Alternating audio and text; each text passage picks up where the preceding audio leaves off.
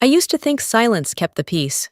For years, I bit my tongue through every holiday dinner, every cold glance, every time my parents spoke about duty and family, as if they hadn't forgotten what either word meant. But the night I found my grandfather on the floor, half frozen, alone, while they sailed somewhere warm, I felt something inside me break in a way it never had before. It wasn't just grief, it was recognition.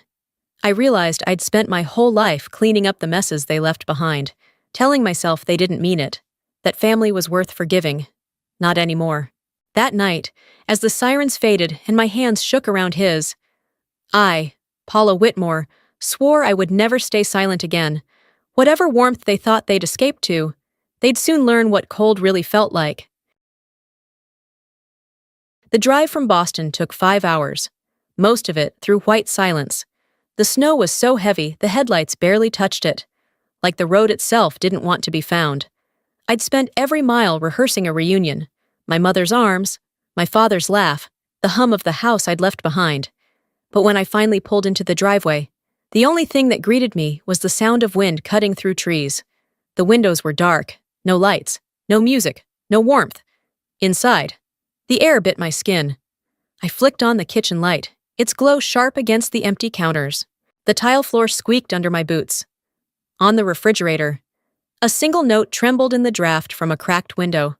Gone sailing for the holidays. Check on Grandpa if you can. I read it twice. Then again. My chest went hollow. The clock on the wall ticked like a hammer in a tomb. Something faint broke the silence, a low sound. Weak and human. I followed it to the basement door. When I opened it, the cold rose like a living thing. The steps groaned under me. At the bottom, my flashlight caught the curve of a shoulder, a hand, a face I knew too well. Grandpa Henry lay curled on the concrete, lips purple, breath barely there. I dropped to my knees, pressed my coat over him, called for help with hands that wouldn't stop shaking. By the time the sirens faded, his fingers tightened weakly around mine. They don't know what they've done. Help me make it right. He slipped into silence before I could ask what he meant.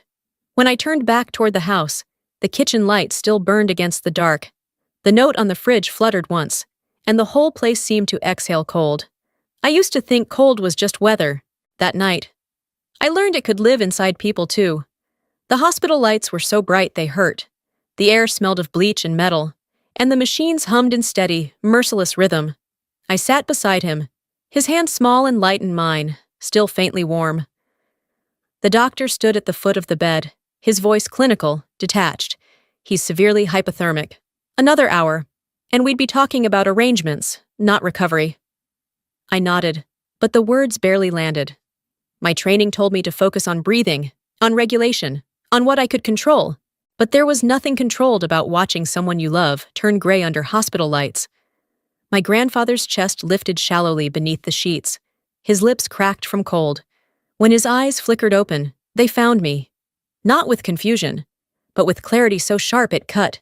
It's not just the cold, Paula, he whispered, his voice trembling. It's what they took.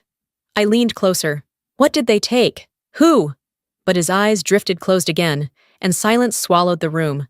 When the nurse came to hand me his records, I caught sight of a familiar name printed under the secondary account holder. Arthur Whitmore. My father. For a long moment, I couldn't breathe. He'd always bragged about supporting his father's care, about being the one who kept the old man comfortable, but the numbers told a different story. Later, I called the bank from the waiting area. The hold music was cheerful, cruelly out of place. When a voice finally answered, I recognized it, one of my former patients, now working as a teller. He hesitated when I asked about recent withdrawals. Then, quietly, he came in last week, looked confused, said he was opening a Christmas account for you. The words slid through me like ice water. He thought he was doing something kind, and my father turned that kindness into permission. When I returned to his room, the monitors pulsed softly. His hand had curled inward, like it was still holding onto a secret. I brushed my thumb across his knuckles and whispered, "You once pulled me back when I was drowning. I won't let them bury you beneath lies." Outside the window, snow kept falling, endless and white, reflecting the harsh glow of the hospital lights. I had no idea then how deep the frost went, or how far I'd have to dig to find what was buried beneath it. By the time I got back to the house, the night had settled into a silence too heavy to break. I turned up the thermostat, but the air stayed cold, the kind of cold that didn't just live in walls, it lived in memory. I crossed the living room, pressed the switch on the fireplace, and froze. The ashes inside were still faintly warm. Someone had burned something here recently. I knelt, sifting through the gray dust until a half-charred page surfaced, brittle and curled at the edges. The handwriting was unmistakable, slanted, deliberate. My grandmother's. If things ever feel wrong, it read, "Look for the box in the attic." The lower half was gone, eaten by flame, except for one smudged phrase still visible near the bottom. Scholarship, Paula's name. I stared at it, heart pounding. She'd been gone for more than a decade. Whatever she'd left, it wasn't meant to vanish in smoke, which meant someone had wanted it gone. I searched the drawers and cabinets, my hands shaking. Old photographs spilled out, my parents in their 30s, laughing under palm trees, standing on the deck of a cruise ship called Caribbean Star. The date scrawled on the back matched the winter Grandpa first started getting sick. "You can't sail away from guilt," I muttered, closing the album. In the bottom drawer of his old desk, I found a stack of tax forms. One line stopped me cold. Whitmore Legacy Fund, Education Grant, Custodian, Arthur Whitmore. My name sat beneath it, a scholarship in my honor, something I'd never heard of, never seen a cent from. My father had taken ownership of it years ago. The fund wasn't lost. It had been redirected. I sat back, the burnt letter still trembling in my hand. The writing glimmered faintly in the lamplight. The ink warped but defiant. "Look for the box." I looked up at the ceiling, at the narrow wooden hatch that led to the attic. The wind outside moaned through the window frame, scattering a handful of ash across the floor. It felt almost like a signal. They thought the fire would erase the past. They forgot. Ashes still whisper. 2 days after the ambulance, the hospital had settled into a rhythm that was almost cruel in its normalcy. Nurses changing shifts, coffee cooling in paper cups, machines breathing for the people who couldn't. When my phone rang, I stepped into the hallway to answer. The woman's voice on the line was polite, uncertain, the kind reserved for bad news. "Mrs. Whitmore, your father submitted a property transfer form last week. Power of attorney signed December 21st. For a moment, I didn't understand what I was hearing.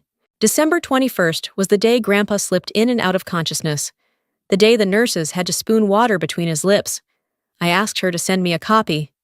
When the email came through, I opened the attachment and saw the signature, crooked, hesitant, ink bleeding into the paper like it had been written by a trembling hand. A hand that couldn't have possibly known what it was signing. I printed the form and brought it to the hospital. His eyes were closed, his breathing thin. But when I whispered, "They took your house," a single tear slid from the corner of his eye. He squeezed my fingers weakly.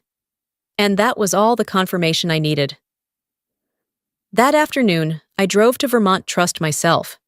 The bank smelled like wax and old carpet.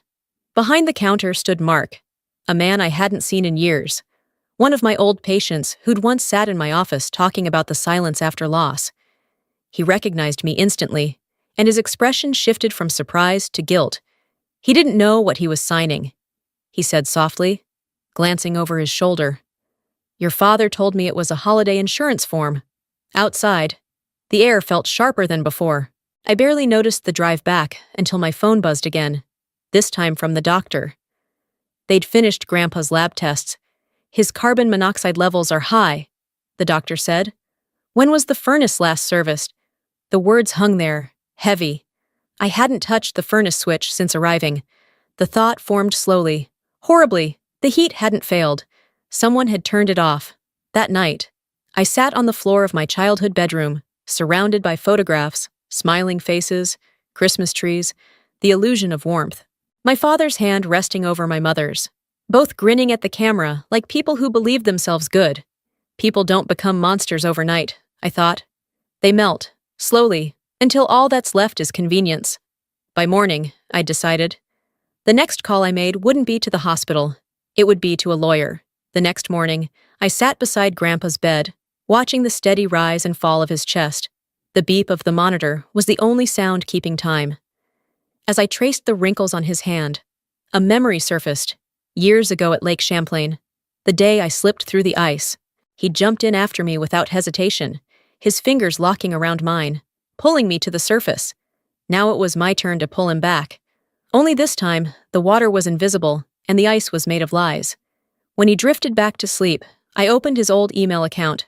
The password was still the same, one of those sentimental phrases grandparents never change. Inside were records from his bank, each withdrawal logged neatly over the past 8 months. Every note read the same: Whitmore Properties, Maintenance, Whitmore Properties, my father's company, the one that had gone under 2 years ago. There was no mistake. He'd been siphoning from his father's retirement to patch a sinking ship. I opened the attachments, receipts, statements, and one file scanned long ago. It was a document I'd never seen before, labeled Whitmore Legacy Fund. My father's signature sat at the bottom beside a title, Custodian, and just below it, in smaller print, Primary Beneficiary, Paula Whitmore. For a second, I couldn't move. He'd used my name to steal from his father. The fund wasn't for me. It was leverage, proof that he could turn generosity into ownership, family into profit. I whispered the words before I even realized I'd said them. You used me to steal from him. I opened my laptop and began typing an email to the state's community legal office. I have evidence of elder financial abuse involving my parents. I need advice on how to proceed without pressing charges. Yet, before dawn, I returned to Grandpa's room. The nurses had dimmed the lights, and the world outside was still buried in white. I sat beside him, holding his hand, and whispered what I'd once promised myself I wouldn't repeat. You saved me once from drowning. I'll pull us both out this time. His eyes stayed closed, but a single tear slid down. Slow and quiet.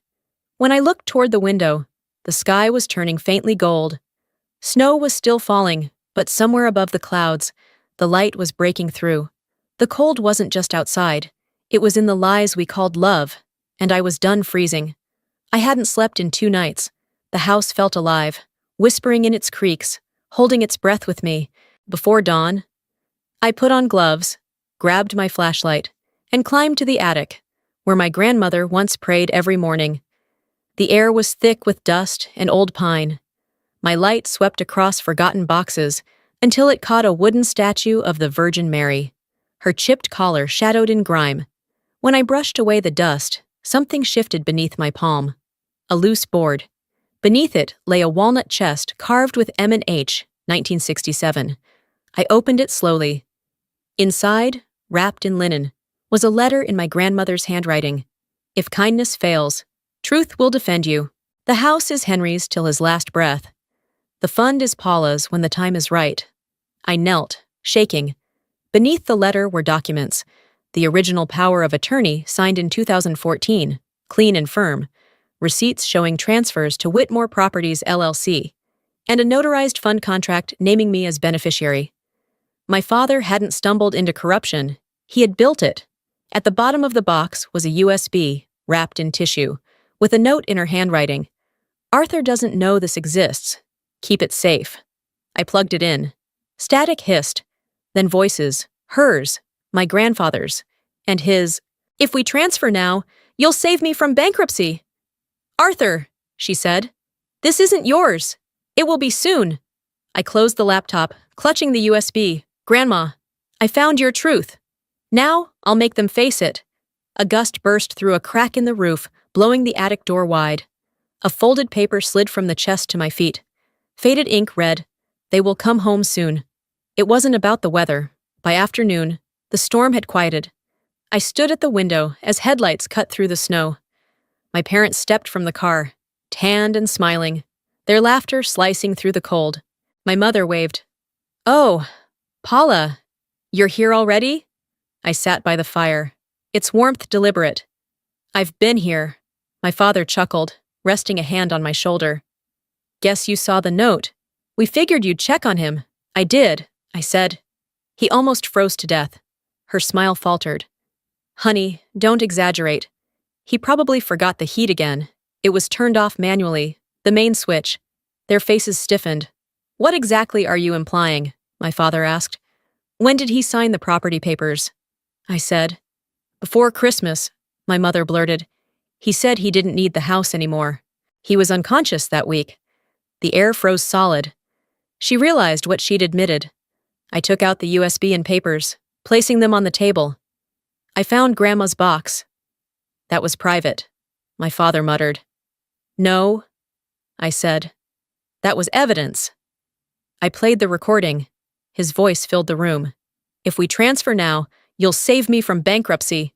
He staggered back, color draining from his face. You went through hell to find this? No. Dad, you built that hell yourself. That recording isn't admissible in court, he snapped.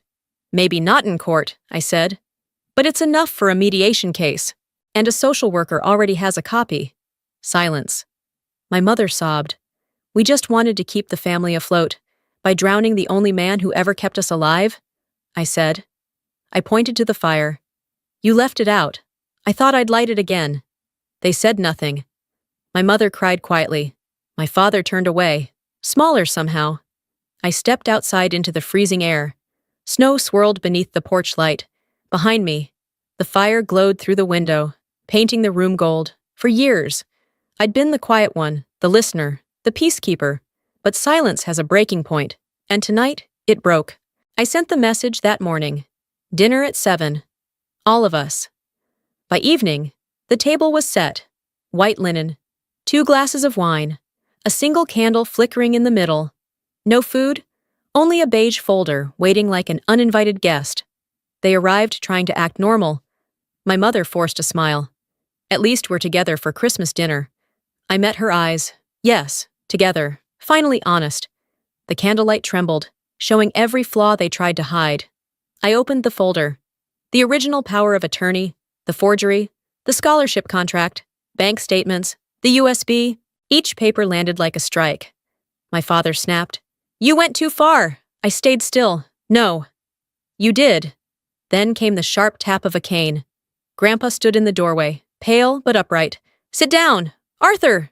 My father froze. Grandpa's voice shook but didn't break. You didn't just steal money. You stole from who you used to be. My mother sobbed. We only wanted to fix things.